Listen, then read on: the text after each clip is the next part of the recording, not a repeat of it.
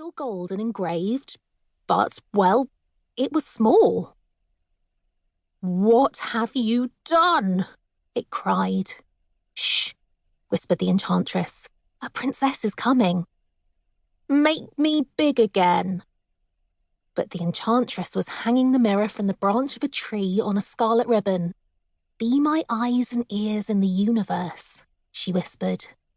"Know all who come across you." The Princess and the Knights. Heart-thumping, Princess Eloise rode alone through the dark forest on a quest to find a witch to save her poor sick sister Emmeline. This was not, she felt, how things were supposed to be.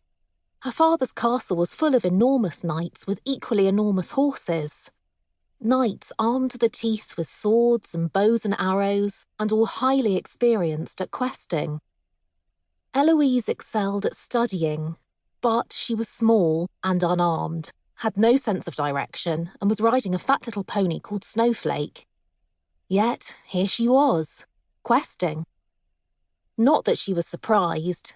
Eloise had a poor opinion of the knights, who all wanted to marry Emmeline, and spent their whole time showing off by fighting, jousting, and lately chopping down trees in the deep dark forest to build grand castles. The forest grew back faster than they could chop it down, with 10 trees growing for every one they felled. But they were too stupid to stop or to realise that Emmeline didn't care about castles.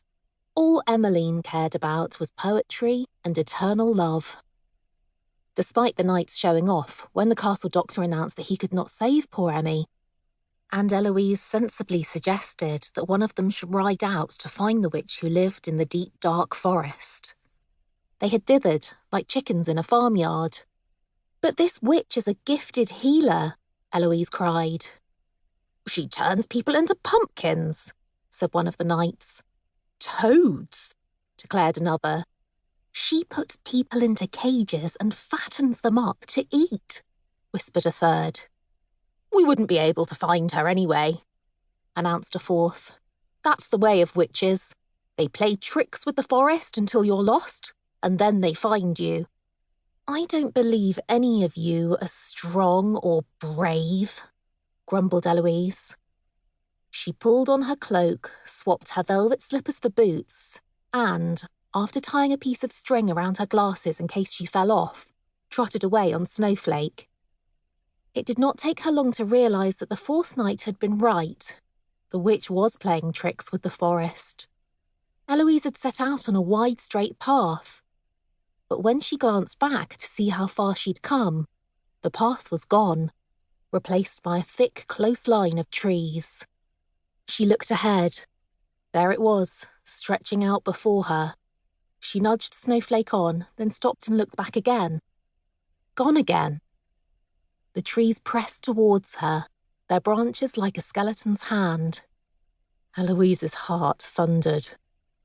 Pumpkins, toads, cages, fattening up and eating. Perhaps if she charged, the trees would let her through. She kicked Snowflake, bouncing in the saddle until her glasses slipped down her nose. "Gee up!" Snowflake didn't budge, and the trees crept closer. Eloise sighed. "You're right, we have to go on, for Emmy." She pushed her glasses back up her nose and rode deeper and deeper into the darker and darker forest, with the trees always closing behind her, until suddenly the path ended. She was in a clearing full of sunlight and birdsong. In the middle, surrounded by a neat herb garden, was a cottage, its windows framed by a tumble of pink roses. A very small old woman stood by the garden gate, a raven on her shoulder and a fox cub at her feet. She appeared to be casting a spell. Eloise had found the witch. Eloise wasn't sure what she had expected in a witch, but it certainly wasn't this. "Why, 'tis a child, like you," the old woman crooned to the fox cub. "And there I was expecting one of them pesky tree-chopping knights." Eloise slid off Snowflake's back and dropped into a wobbly